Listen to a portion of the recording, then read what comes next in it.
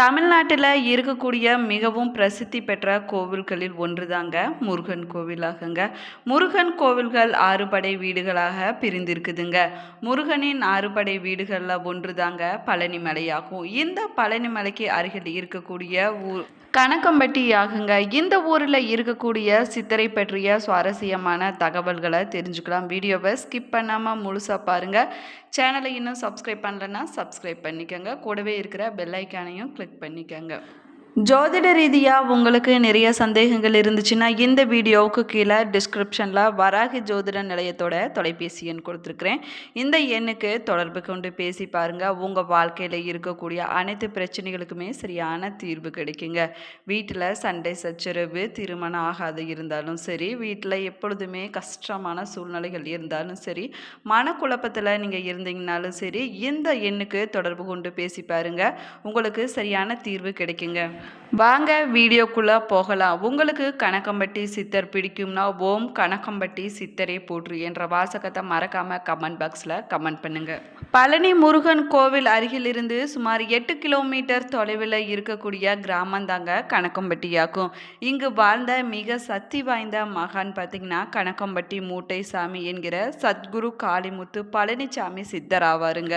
இவரை பார்த்தோம்னா சாய்பாபாவின் மறு அவதாரமாகவே சொல்லப்படுறாருங்க. இவர் வாழும்போதே பல அதிசயங்களை நடத்தியிருக்கிறாருங்க. கணக்கம்பட்டி சித்தர் பார்த்தீங்கன்னா தன்னுடைய வாழ்க்கையை பொது வாழ்வில் அர்ப்பணித்து கொண்டு இவர் தினமுமே கடவுளுக்கு சேவை செய்து வந்தாராமா. இவருடைய உடல் முழுவதும் பச்சை நிறம் கொண்ட சட்டை மற்றும் அழுக்கான வேட்டியை மட்டும் அணிந்திருப்பாராமாங்க.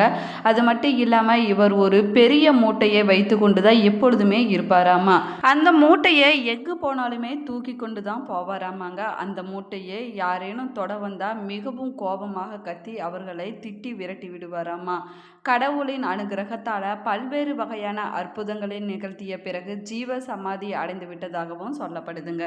பழனியிலிருந்து திண்டுக்கல் செல்லும் மாநில நெடுஞ்சாலை பழனியிலிருந்து சுமார் 8 கிலோமீட்டர் தூரத்தில் அமைஞ்சிருக்குதுங்க கணக்கம்பட்டி. கடல் மட்டத்திலிருந்து 503 மீட்டர் உயரத்தில் அமைஞ்சிருக்குதுங்க.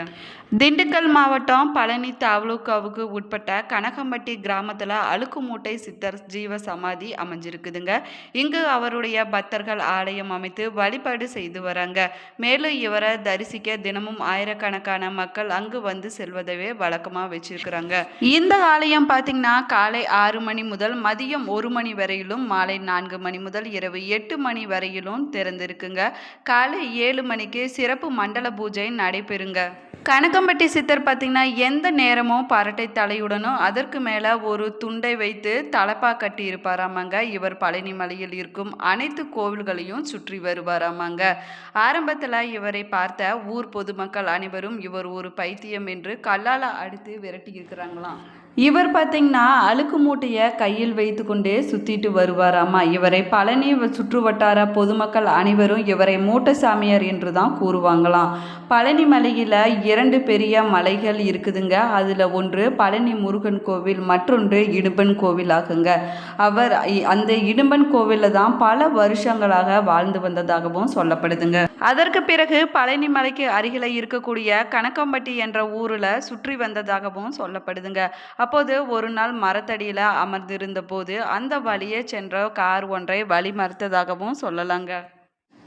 அந்த காருக்குள்ள வெளிநாட்டிலிருந்து வந்த தம்பதிகள் தன்னுடைய மகனுக்கு வாய் பேச முடியாத இருந்ததால் அவர் பழனிமலை முருகனை தரிசனம் செய்ய வந்தாங்களாமா. அந்த தம்பதிகளை கணக்கம்பட்டி சித்தர் காரிலிருந்து இறங்க சொன்னாராமாங்க. அந்த தம்பதிகளுக்கு என்ன செய்வது என்று தெரியாமல் இருந்தாங்களாம். அதற்கு பிறகு காரில் இறங்கி வந்த அந்த பெண்மணி இடம் கணக்கம்பட்டி சித்தர் எதிரில் இருக்கக்கூடிய கடையில் போய் ஒரு பிரியாணி வாங்கிட்டு வா என்று கூறினாராமா. அந்த பெண்மணி வேறு வழி இல்லாமல் ரோட்டிற்கு எதிரே இருக்கக்கூடிய கடையில் போய் பிரியாணியை வாங்கி கொண்டு வந்தாராமா. இதில் என்ன ஒரு ஆச்சரியம் என்னன்னு பார்த்தோம்னா, அந்த பெண்மணி மற்றும் அவங்க குடும்பம் ஒரு சுத்த சைவ குடும்பம் ஆகுங்க.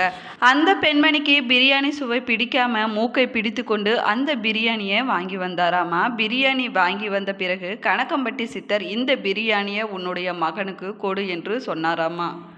அந்த பெண்மணி தடுமாற்றத்தோடு வாங்கி வந்த சாப்பாட்டை பிரித்து பார்த்தபோது ஒரு ஆச்சரியம் நிகழ்ந்ததுங்க. அந்த பெண்மணி வாங்கி வந்த பிரியாணி, ஆனால் அந்த பொட்டணத்தில் இருந்தது சாம்பார் சாதங்க. இதனை பார்த்து ஆச்சரியம் அடைந்த அந்த பெண்மணி அவருடைய குடும்பத்தில் இருக்கும் அனைவருக்கும் கணக்கம்பட்டி சித்தரின் காலில் விழுந்து வணங்கிவிட்டு பழனிமலையை நோக்கி சென்றதாகவும் சொல்லப்படுதுங்க. அந்த குடும்பம் பழனிமலையை நோக்கி சென்று கொண்டிருந்த போது இவர்களை நோக்கி லாரி ஒன்று வேகமாக வந்தபோது அதனை பார்த்த அந்த சிறுவன், அம்மா வண்டி வருது என்று கத்த தொடங்கினானாமா. இதுவரைக்கும் அந்த சிறுவன் வாய் பேசாமல் இருந்தது. அந்த பெண்மணி அந்த சிறுவன் வாய் பேசுவதைக் கண்டு மிகவும் மகிழ்ச்சி அடைந்ததாகவும் சொல்லலாங்க. அந்த குடும்பத்தினர் மீண்டும் திரும்பி வந்து அந்த கணக்கம்பட்டி சித்தரை வணங்கிவிட்டு சென்றதாகவும் சொல்லப்படுதுங்க. இதற்கு பிறகு கணக்கம்பட்டி சித்தரை கண்ட பிறகு ஏராளமான நன்மைகள் நடந்ததாகவும் எண்ணற்ற மக்களால் சொல்லப்படுதுங்க. இப்படி பல பேருடைய கர்ம வினைகளை தீர்த்து அவர்களுடைய வாழ்க்கையை மாற்றியவர் நம் கணக்கம்பட்டி மூட்டை சாமியார் ஆவாருங்க. இவரிடம் யார் சென்றாலும் போய் அந்த கல் எடுத்துட்டு அங்கு போடு, இங்கு கூடு கட்டு என்று சொல்லுவாராமா. அதே போல ஒருமுறை ஒருவர் நிலம் வாங்குவதற்காக கணக்கு மூட்டை சித்தரிடம் உத்தரவு கேட்க போன போது கிழக்கு போய் வடக்கு போ என்று சூட்சமாக கூறினாமா. உத்தரவு கேட்டு வந்தவர் 2 நிலம் பார்த்திருக்கிறாருங்க. அதில் ஒன்று வடக்கில் இருந்துள்ளது. அதன் வழி கிழக்கு பார்த்து இருந்ததாகவும் சொல்லலாங்க. கிழக்கு போய் வடக்கு போ என்று சுவாமி இதனைத்தான் சூச்சகமாக கூறியிருக்கிறார் என்று எண்ணி அனைவரும் அந்த நிலத்தை வாங்க வளர்ச்சி அடைந்ததாகவும் சொல்லலாங்க. கணக்கம்பட்டி சித்தருடைய ஜீவ சமாதிக்கு போனோம்னா நிச்சயமாக ஒரு நல்ல மாற்றம் உண்டாகுங்க. இவரின் ஜீவ சமாதியில் ஒரு நல்ல அதிர்வலைகள் இருப்பதாக உணரலாங்க. பழனி பேருந்து நிலையத்திலிருந்து சுமார் 8 கிலோமீட்டர் தொலைவில் அமைஞ்சிருக்குதுங்க. பஸ் வசதியும் இங்கு இருக்குதுங்க. அழுக்குமூட்டை சாமியார் தமிழ்நாட்டின் பொள்ளாச்சி பகுதிக்கு அருகே இருக்கக்கூடிய வேட்டைக்காரன் புதூரில் வாழ்ந்த ஒரு சித்தர் ஆவாருங்க. இவருடைய ஜீவ சமாதியை இவருடைய பக்தர்கள் இப்போது கோவிலாக மாற்றி வழிபட்டுட்டு வராங்க. இவர் கார்த்திகை மாதம் மிருக சிரிசம் நட்சத்திரத்தில் பிறந்ததாகவும் சொல்லப்படுதுங்க. கணக்கம்பட்டி சித்தரை அழுக்குமூட்டை சித்தரனும் அழைப்பாங்க. இவர் ஒரு சாதாரண மனிதராக இருந்தபோதே பல அற்புதங்களை நடத்தியிருக்கிறாருங்க. கணக்கம்பட்டி சித்தரின் மூலமாக பல நோய்கள் குணமடைந்ததாகவும் பாதிக்கப்பட்டவர்கள் நலம் பெற்று வருவதாகவும் கூறியிருக்கிறாங்க. அதே போல கணக்கம்பட்டி சித்தருடைய அருள்வாக்கு பெற்ற பக்தர்கள் பார்த்திங்கன்னா தங்களோட வாழ்க்கையில் பல நன்மைகள் கிடைத்ததாகவும் சொல்லியிருக்கிறாங்க. தற்போது தமிழகம் முழுவதும் மிகவும் பிரசித்தி பெற்ற ஒரு ஆலயம் இருப்பது இந்த கணக்கம்பட்டி சித்தரின் ஜீவ சமாதின்னு சொல்லலாங்க. பழனி என்றாலே நம்முடைய நினைவுக்கு வருவது அறுபடை வீடுகளில் ஒன்றான முருகனின் மிகப்பெரிய கோவில் மட்டும்தாங்க. ஆனால் தற்போது அது மட்டும் இல்லாமல் கணக்கம்பட்டி சித்தர் ஜீவ சமாதியை பார்ப்பதற்காக மக்கள் நாள்தோறும் வராங்க. கணக்கம்பட்டிக்கு தெற்கிலிருந்து சரியாக 3 அல்லது 4 கிலோமீட்டரில் அமைந்துள்ளது சித்தரின் ஜீவ சமாதியாகுங்க.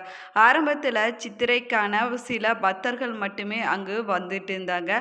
அவர்கள் வேண்டுதல் அனைத்துமே நிறைவேற அவரின் புகழ் நாடு முழுவதும் பரவ தொடங்கியதுங்க. தற்போது ஒரு நாளைக்கு கிட்டத்தட்ட 50,000க்கும் மேற்பட்ட பக்தர்கள் வந்து தரிசிக்கக்கூடிய ஒரு மிகப்பெரிய சக்தி வாய்ந்த சித்தரின் ஆலயமாக இந்த கணக்கம்பட்டி சித்தர் ஜீவ சமாதி அமைஞ்சிருக்குதுங்க. அதே போல கணக்கம்பட்டி சித்தருடைய ஜீவ சமாதியை பார்க்க வரக்கூடிய பக்தர்களுக்கு இடைவிடாமல் அன்னதானம் நடந்து கொண்டே இருக்குங்க.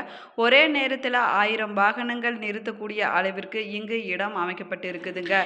எந்த நேரமும் அழுக்கு நிறைந்த சட்டை மற்றும் குளிக்காத உருவத்தை கொண்டவர் தாங்க இந்த பழனிசாமி மூட்டை சாமியார் ஆவாருங்க. மேலும் பச்சை நிற அழுக்கு சட்டை மற்றும் அதர் நிறைந்த ஒரு மூட்டையை வைத்து கொண்டுதான் பழனி முதல் கணக்கம்பட்டி வரை சுற்றி வருவாராமாங்க. பழனியில் உள்ள 2 பெரும் கோவில்களில் ஒன்றான இடும்பன் மலையில தினமும் இவர் அமர்ந்து தவம் செய்வது வருவதே வழக்கமா வச்சுட்டு இருந்தாராமா. ஆரம்ப காலத்துல சித்தரின் அற்புதங்களை கண்டு பலர் அவருக்கு புதிய உடைகள் மற்றும் உணவுகளை வாங்கி கொடுத்தாங்களாம். அதையெல்லாம் பிடிக்காத சித்தர் அவர்களை அடித்து துரத்த ஆரம்பித்தாராமா. சித்தரின் ஆலயத்திற்கு சென்றாலே ஒரு விதமான புதிய உணர்வுகள் மற்றும் அதிர்வலைகள் ஏற்படணும் சொல்லலாங்க. அது மட்டும் இல்லாமல் சித்தருடைய ஜீவ சமாதியில் அமாவாசை மற்றும் பௌர்ணமி நாட்களில் மிகவும் பிரசித்தி பெற்ற பூஜைகள் நடைபெறணும் சொல்லலாங்க. தானத்திலையும் தானம் சிறந்த தானம் அன்னதானம்னு சொல்லுவாங்க. கணக்கம்பட்டி சித்தருடைய ஜீவ சமாதியை தரிசனம் செய்ய போகக்கூடிய பக்தர்களுக்கு இல்லை என்று சொல்ல முடியாத அளவிற்கு அன்னதானம் நடைபெற்று கொண்டே இருக்குமாமாங்க. இந்த பதிவு உங்களுக்கு பயனுள்ள தகவல்களை கொடுத்துருக்குன்னு நினைக்கிறேன். இந்த பதிவு உங்களுக்கு பிடிச்சிருந்தால் லைக் பண்ணுங்கள், ஷேர் பண்ணுங்கள், கமெண்ட் பண்ணுங்கள். இன்னும் சேனலை சப்ஸ்கிரைப் பண்ணாமல் இருந்தீங்கன்னா சப்ஸ்கிரைப் பண்ணிக்கோங்க. கூடவே இருக்கிற பெல் ஐக்கானையும் கிளிக் பண்ணிக்கோங்க. Thank you friends.